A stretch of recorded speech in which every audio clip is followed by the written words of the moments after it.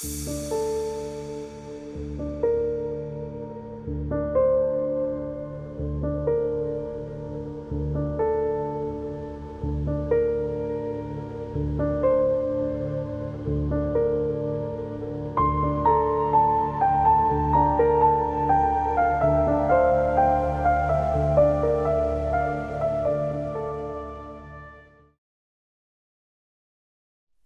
David Thoreau said, "Justice is sweet and musical, but injustice is harsh and discordant."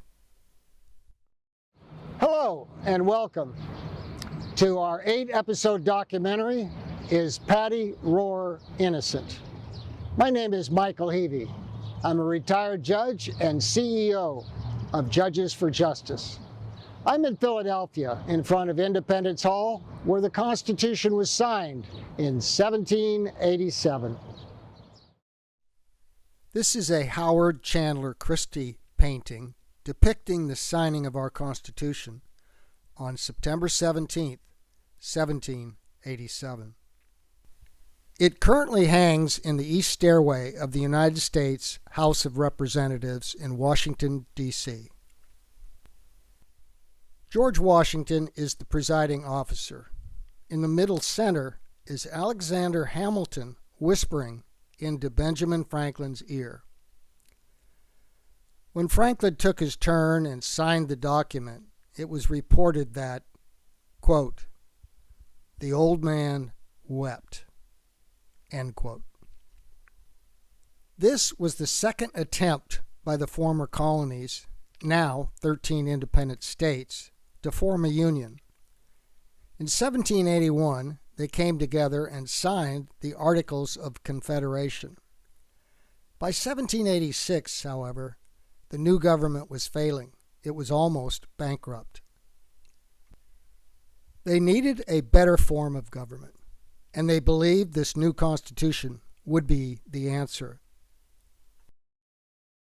The preamble to the Constitution begins with these famous words, quote, "We, the people of the United States, in order to form a more perfect union," end quote.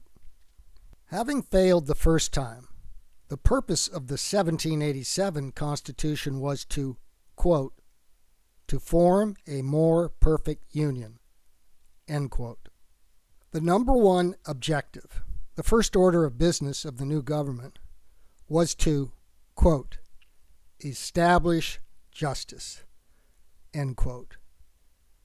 Our founders knew that no government can long exist without first establishing justice.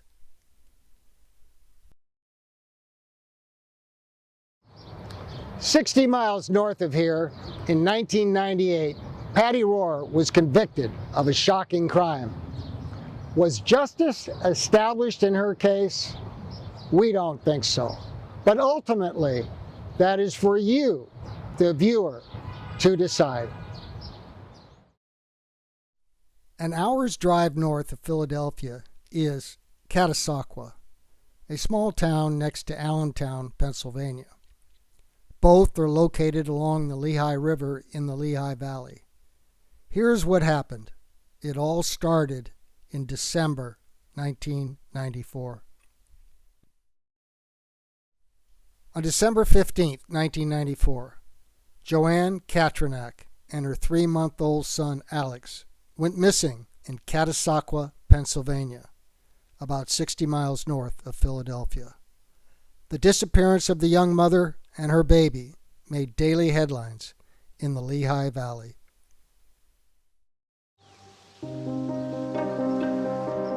Now the mystery is in the hands of state police and the FBI. Did someone abduct the mother and child? Did they run away? So far, there's no answers. 4 months later, on April 9, 1995, their bodies were found in a patch of woods. Joann had been beaten with a blunt object 19 times about the face and head. She had been shot once in the face with a .22 caliber firearm. The baby was found on her stomach, probably dead from exposure. It was a shocking crime that shook the community to its core.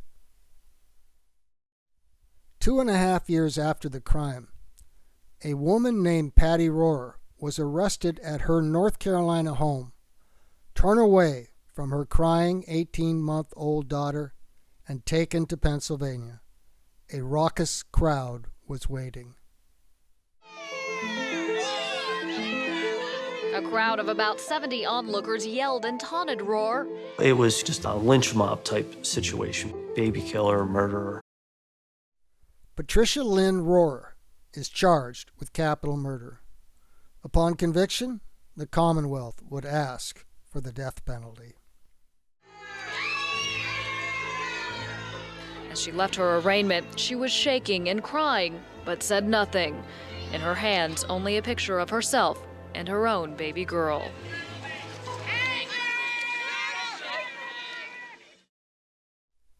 After a month-long trial, on March 6, 1998, Patricia Rorrer is found guilty. I actually thought that we could lose the case because of the circumstantial nature of the case, but we knew she was guilty, and I'm glad to see 12 of our local people think she's guilty too. Patty Rorrer came to the attention of the police because she had been the girlfriend of Andy Katrinak from 1984 to 1989. Andy was the husband and father of the victims. Just days prior to the crime, Patty Rorrer had called the Katrinak residence, and Joann answered. Patty asked to speak to Andy, but Joann told her to not call again and hung up on her. According to the prosecution theory, this rebuke and her desire to get back with Andy was the motive for Patty Rorrer to kill Joann Katrinak and baby Alex. Judges for Justice believes that Patty Rorrer is innocent. She had nothing to do with this horrible crime. If that is true, there are two inescapable conclusions. First, the life of Patricia Lynn Rorer wrongfully has been destroyed. Second, the real killer is still out there. The killer walks the land, free to kill again.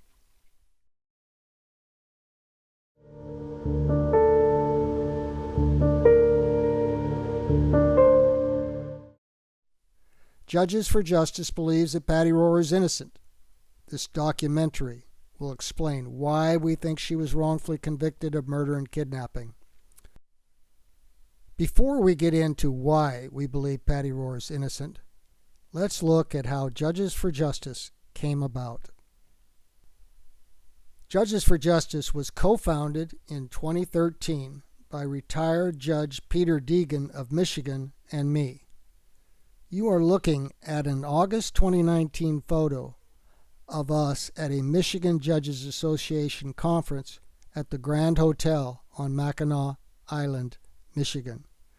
I gave a presentation to Michigan Circuit Court judges on why wrongful convictions happen. In 2017, 4 years after Judges for Justice began, we had success in helping an innocent Idaho man, Chris Tapp, get out of prison. Chris Tapp had been convicted of the 1996 murder and rape of Angie Dodge in Idaho Falls, Idaho. This is a photo of me, Chris Tapp, and Faraz Zargami, one of our Judges for Justice videographers, on March 22, 2017. We are on the steps of the Bonneville County Courthouse in Idaho Falls, Idaho. A judge, minutes earlier, had set Chris Tapp free. Tapp had spent 20 years and 52 days locked up for a crime he had nothing to do with. In 2019, using forensic genealogy, the real killer was found, and he gave a full confession to killing and sexually assaulting Angie Dodge. In 2021, the city of Idaho Falls agreed to pay Chris Tapp $11.7 million in damages and the mayor officially apologized to him. This is a photo taken on March 28, 2023. Left to right is innocent man Carl Willis, attorney Jennifer Bergeron of the Ohio Innocence Project, innocent man Wayne Brady Jr., and me. We are standing in front of the Lucas County Jail in Toledo, Ohio. A Lucas County judge had just ordered Carl and Wayne released from prison. They had been locked up for over 23 years for a murder they had nothing to do with. Judges for Justice helped Carl and Wayne. In moving for the release of Carl and Wayne, Lucas County prosecutor Julia Bates noted that the case had attracted the attention of retired judges from far away from Ohio. On January 24, 2023, an innocent man, Ian Schweitzer, was released from prison in Hilo, Hawaii. Ian had spent over 22 years incarcerated for a kidnapping, rape, and murder he had nothing to do with. In this photo, Ian is about to hug his mother. Our Judges for Justice videos were critical in getting Ian out of prison. Kelly Stasco credited our videos with paving the way to get Ian Schweitzer out of prison. Kelly is a Hilo resident and 31-year employee of the local newspaper, Hawaii Tribune Herald. Kelly says, quote, "Those telling videos produced by JFJ led the way!" Without JFJ paving the way, doubting the conviction, Ian would still be serving time. End quote. In total, Judges for Justice has helped 4 innocent men in 3 states get out of prison. Justice is sweet and musical. It is our aim that this 8-episode Is Patty Rorrer Innocent? Documentary helps change the court of public opinion in the Lehigh Valley. We hope that the good citizens of the Lehigh Valley, after watching this film, will see what we see, that Patty Rorrer is an innocent person and was wrongfully convicted. In the end, it will be up to you, the viewer, to determine if Judges for Justice has made the case that Patty Rorrer is innocent. But whatever you decide, we thank you in advance for watching this film.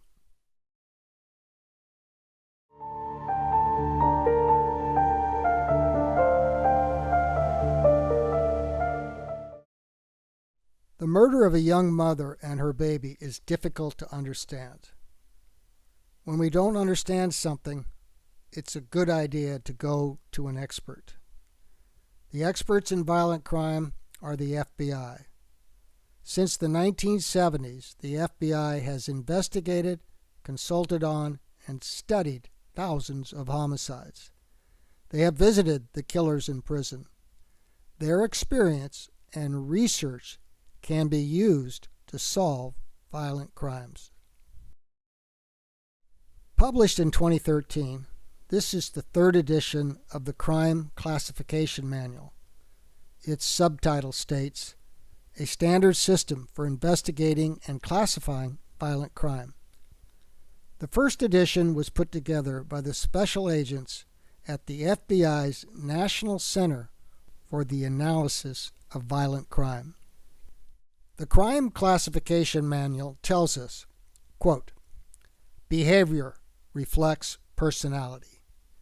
Everything observed at a crime scene tells a story and reflects something about the unknown subject who committed the crime." End quote. Translation: the crime scene tells us about the perpetrator. One of the first questions an FBI investigator asks, is the crime scene organized or disorganized? The FBI experts tell us, quote, "The amount of organization or disorganization at the crime scene will tell how much premeditation was involved in the crime." End quote. Translation: the crime scene can tell us whether the crime was planned out in advance, that is, premeditated, or that the crime was a spur-of-the-moment event, such as a crime of passion fueled by a sudden anger. If this was a body dump site, then that might indicate the murder was planned out in advance. In this image, you can see Joann Katrinak's left hand and wrist. Her nails are well groomed, and she wears a watch and gold bracelet on her left wrist. Judges for Justice does not believe that this was a dump site. Because the victim's bracelet was found underneath her body, we believe the murder happened at this location. We believe that Joann was beaten at this location. During the beating, she tried to defend herself by using her left arm as a shield. During the attack, the gold bracelet was torn off and fell to the ground. Then the killer shot her in the face and she fell on top of the bracelet. Evidence was left at the scene. A cigarette butt was found at the site. On Joann Katrinak's chest was a torn-off fingernail. Clutched in Joann Katrinak's right hand was a human hair, approximately 5 inches long. The cigarette butt probably means the killer is panicked. He or she has just murdered a young mother. Her baby is still alive. What should the killer do? The killer smokes a cigarette to calm down and figure things out. This is evidence that this is a murder that was not well planned out in advance. That is, a disorganized crime. We believe the killer forced Joann Katrinak to her knees and was beating her about the face and head. She tries to defend herself. The killer catches his fingernail on Joann Katrinak's bracelet, tearing off his fingernail and breaking the bracelet. The torn fingernail falls onto her chest, and the gold bracelet falls to the ground. Exculpatory evidence is evidence that tends to clear or absolve the defendant from guilt. These 4 pieces of evidence were left at the crime scene. They are exculpatory pieces of evidence because they tend to show Patty Rorrer is innocent. The presence of a cigarette butt is exculpatory to Patty Rorrer. It tends to show her innocence because neither Patty nor Joann smoked cigarettes. The torn-off fingernail is also exculpatory. It is large and ungroomed, and in our opinion, it probably belonged to a man. Authorities stated that the hair found in Joann's right hand was human but did not belong to Patty Rorrer or Joann Katrinak. It is exculpatory. It tends to negate Rorer's guilt, because the most logical explanation is that the hair belongs to the killer.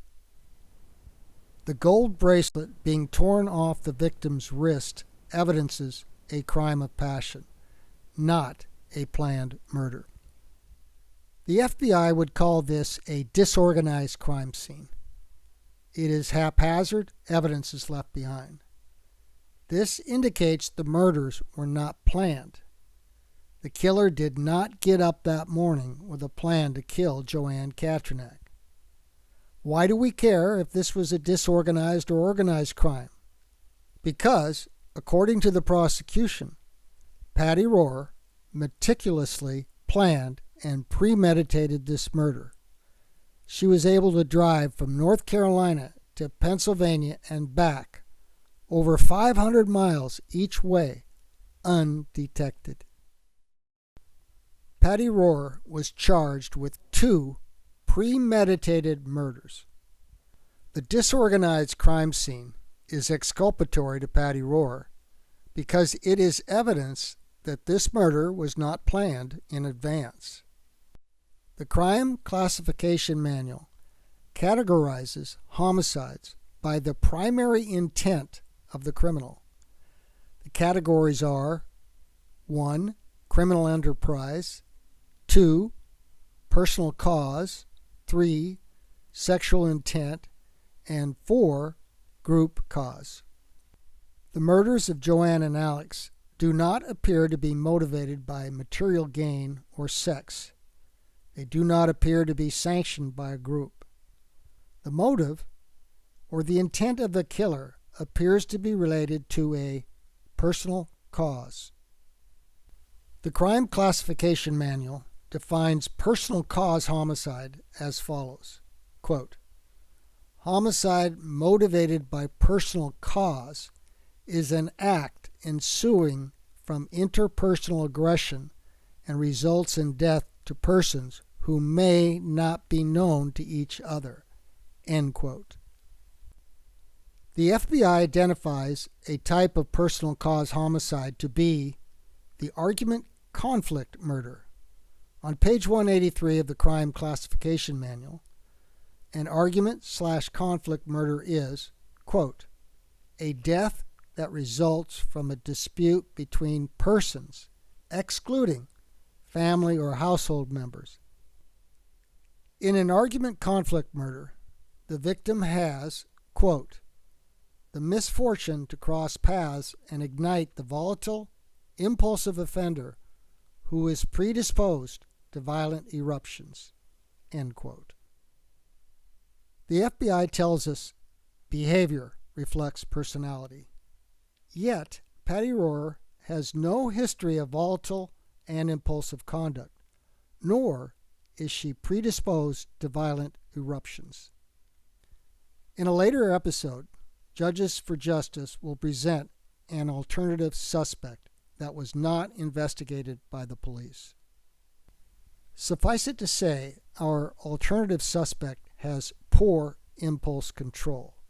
He has many convictions, and he has been to prison. Behavior reflects personality.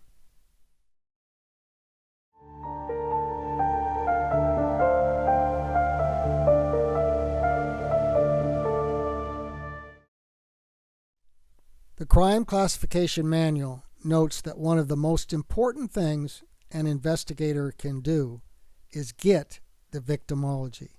That is, a complete history of the victim. Through the victimology, the investigator tries to evaluate why this particular person was targeted for a violent crime. So, in this film, we will learn a little about Joann Katrinak, her history, and what was going on in her life around the date of her disappearance, December 15, 1994. One thing worth noting, Joann Katrinak was known as a feisty person.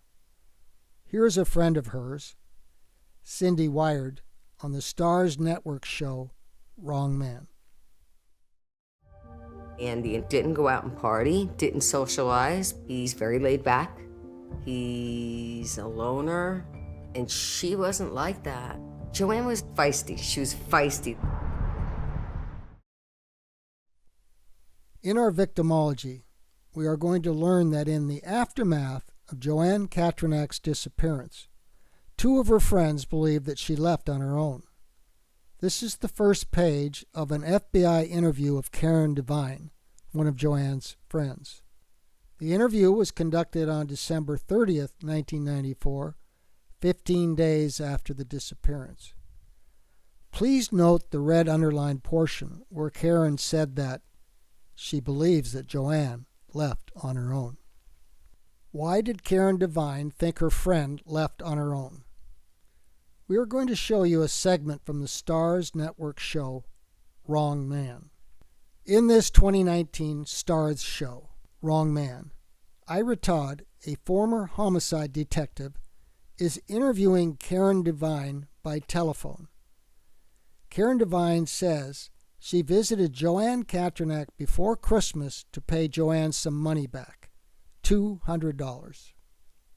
Joann told Karen Devine that her suitcase was packed and she was leaving her husband Andy after the holidays. Did there ever come a time when you guys started back communicating?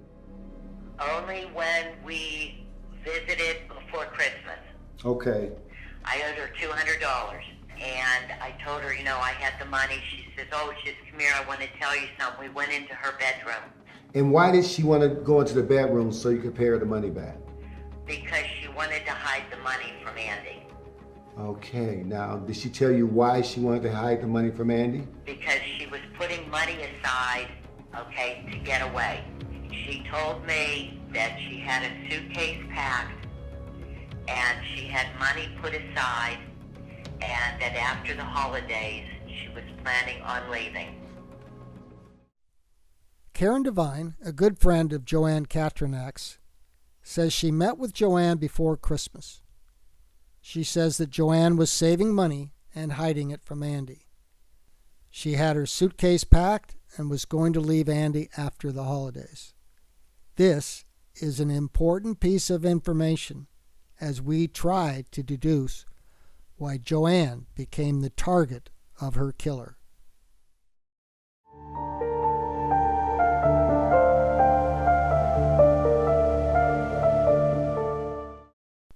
This is a blow-up photo of one of the 3 hairs sent to the FBI lab on July 12, 1995. 2 of the 3 hairs sent to the FBI appeared to have blood on them. Also, this is one of 6 hairs, approximately 9 inches long, found in Joann Katrinak's car on the driver's seat. Joann was a brunette. This hair did not belong to her. FBI DNA testing would determine the blood on the hairs belonged to Joann Katrinak. The only real evidence against Patty Rorrer, very powerful evidence, is that the crime-related hairs were a DNA match to her. Patricia Rorer's DNA matches DNA collected in Joann Katrinak's car and at the crime scene. In episode 5, we will take a detailed look at the hair evidence. We will explain that the DNA match to Patty Rorrer is of dubious authenticity. How does a court assure itself that the evidence is authentic? That is, in this case, that the hairs that were a DNA match to Patty Rorrer were the actual hairs found at the crime. Enter the chain of custody. The chain of custody is the most critical process of evidence documentation.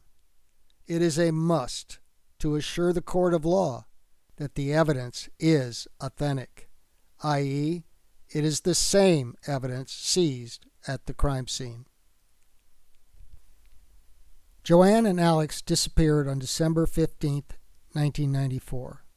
This is page 1 of an FBI lab report dated October 13, 1995, approximately 10 months after the crime. Towards the bottom of the page, please note that on July 12, 1995, the FBI lab received from the Pennsylvania State Police Lab specimens for DNA testing, identified as, quote, Q1 hairs from seat back, end quote. This is page 2 of the same October 13, 1995 FBI lab report. For the moment, the most important part of the report is the first sentence of the bottom paragraph. It reads, quote, the submitted items and the probed membranes are being returned to your office under separate cover by registered mail, end quote. The submitted items reference is to the 3 Q1 hairs. We are going to see that in June of 1997, the FBI lab will find one of these Q1 hairs to have a hair root that gives a perfect nuclear DNA match to Patty Rorrer. The problem is if the FBI lab returned the Q1 hairs to the PSP lab office under separate cover by registered mail in October 1995, then how did the Q1 hairs get back to the FBI lab? The entire Commonwealth of Pennsylvania case against Patty Rorrer rests on the premise that the FBI did not return the hairs to the PSP lab under separate cover by registered mail, even though the FBI said it did in the October 13, 1995 lab report. Instead, according to the prosecution, the FBI laboratory is wrong. They actually kept the hairs. Every piece of evidence gathered during a criminal investigation has an evidence log. This image is an example of an evidence log. The evidence log is the most important piece of establishing the chain of custody. Who is correct? Did the FBI lab return the Q1 hairs as this report states, or did the FBI keep the hairs as the Commonwealth asserts? The easiest way to answer that question would be to go to the evidence log for the Q1 hairs. It would tell us who had custody of them and when. It is basic crime scene investigation, CSI 101, to document every piece of evidence collected by the police with an evidence log and chain of custody form, like the example pictured here. In this example, the shell casings have been bagged and there is an evidence log tag waiting to be filled out. The 6 dirty blonde hairs taken from Joann Katrinak's driver's seat in 1995 should have had a similar evidence log and chain of custody form. But the evidence log and chain of custody document for the car seat hairs were not produced at trial. It appears they do not exist. What happened to them? We think that the FBI was correct when they said that the Q1 hairs were being returned under separate cover by registered mail. The evidence logs for 1995 would show, one way or the other, whether the Q1 hairs were returned by the FBI to the PSP in October 1995, as the FBI alleges, or they would show the PSP lab never received the Q1 hairs back from the FBI, as the Commonwealth asserts. But the problem is that the 1995 evidence log for the Q1 hairs is missing. It has disappeared. The Katrinak murders were Pennsylvania's most notorious crime in the 1990s, and the prosecution of Patty Rorrer was the highest profile case for the Pennsylvania State Police in the 1990s.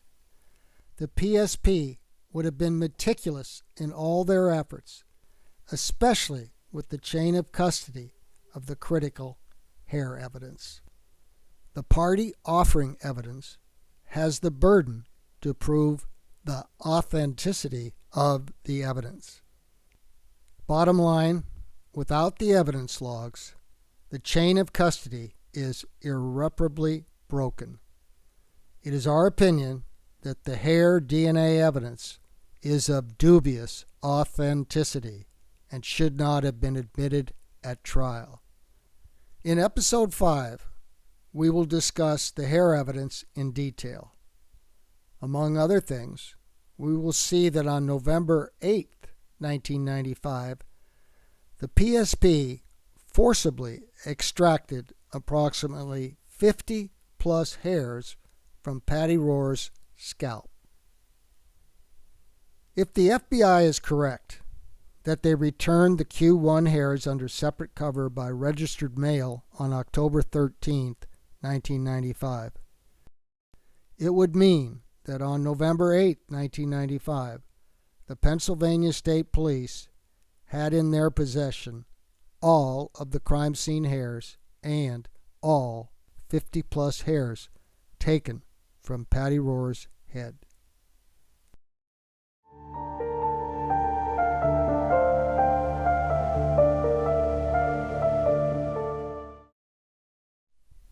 This is a photo of a man named Walter Troutman. On the date Joann Katrinak disappeared, December 15, 1994, Troutman says he saw, from 8 to 10 feet away, a man pounding on the windshield of a woman's car and yelling, "What do you mean, it's not my kid?" Troutman was so afraid for the woman's safety that he immediately called the police to report the incident. Later, after seeing Andy Katrinak on TV and photos of Joann Katrinak, Troutman reported to the police that the man he saw banging on a windshield looked like Andy and that the woman in the car looked like Joann. Did Walter Troutman actually see Andy Katrinak banging on his wife's windshield on December 15, 1994? Judges for Justice believes he did, and we will discuss why in detail in an upcoming episode. This is a police report from the lead investigator in the Katrinak murder case, Pennsylvania State Police Trooper Robert V. Egan III. In this report, Trooper Egan states that on October 31st, 1995, he took a man by the arm and shirt and escorted him out of the police station. Egan states that his forcible removal action from the police barracks was, in his opinion, necessary and warranted. It turns out that the man ejected from the police station was Walter Troutman. Egan incorrectly identifies him as Walter Troutman. We will revisit this report in upcoming episodes. In episode 6, we will hear Walter Troutman's side of the story. Troutman's story is much different.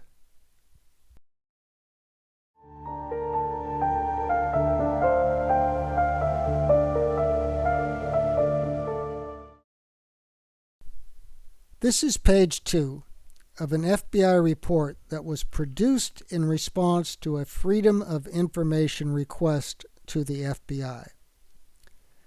Paragraph 10A states, quote, "Found in car on driver's headrest, 3 hairs 9 inches long, no roots attached, and blood on 2 of the 3. The PSP lab reported hair not of the victims. Presently at FBI lab for DNA analysis." End quote. This report was written in November 1995 by FBI Allentown field agent David Rowe. Special Agent Rowe is referring to the Q1 hairs that had been submitted by the PSP to the FBI lab. This, again, is the October 1995 FBI laboratory report about the Q1 hairs. The problem here is that Special Agent David Rowe describes the seatback hairs as having, quote, "no roots attached," end quote. That is a big problem because in June 1997, a year and a half after this "no roots attached" memo is written, the FBI lab finds a hair root on one of the hairs from the seatback. The FBI lab does a DNA test on the hair root, and it is a perfect nuclear DNA match to Patty Rorrer. The DNA match leads to her arrest in June 1997. There's no doubt that the hair tested by the FBI lab in June of 1997 belonged to Patty Rorrer.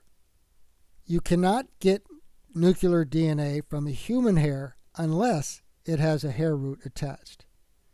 If Special Agent Rowe was correct and the Q1 hairs had no roots attached, this would be an indicator that Patty Rorer's hairs might have been substituted for the Q1 hairs. In an upcoming episode, we will discuss all the reasons why we believe the hair switch might have happened. This ends episode 1. In episode 2, we will discuss the early evidence in the case.